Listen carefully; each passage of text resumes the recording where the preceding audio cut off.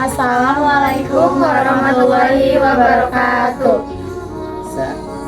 Sebelumnya, saya perwakilan dari kelompok 3 ingin mempresentasikan hasil diskusi kami tentang kedudukan, fungsi, dan sifat dari Undang-Undang Dasar 1945. Sebelumnya, perkenalkan, nama saya Suci Septina dan Nisha Putra Priyanti. Saya Nur Aini. Saya Yulinda. Saya Wira Zahira. Saya Kevin Rizkyamullah. Ada berapa sih kedudukan Undang-Undang Dasar 1945? Aku tahu ada 2 kedudukan Undang-Undang Dasar 1945 yang terdapat pada sistem harga di Indonesia.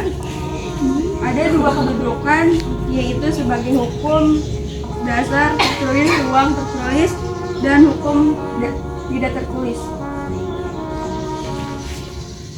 Aku izin menjelaskan ya.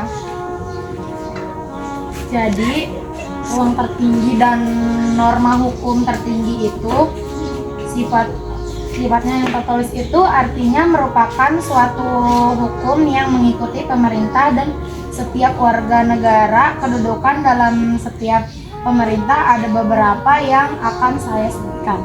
Yang pertama itu ada konstitusi negara. Itu yang berfungsi sebagai yang mengatur dasar-dasar kehidupan berbangsa. Yang kedua ada sumber hukum. Sumber hukum itu yang menyusun peraturan perundang-undangan.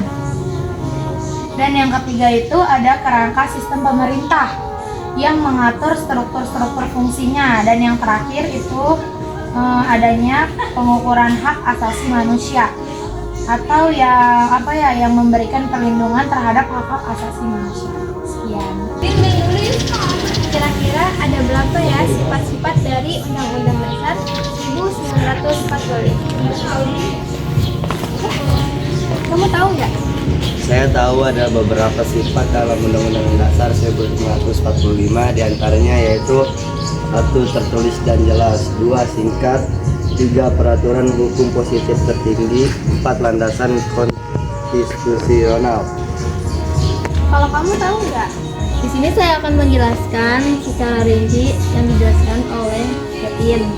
Yang pertama itu tertulis dan jelas, yaitu UUD 1945 yang merupakan hukum positif yang meningkat bagi pemerintah dan warga negara.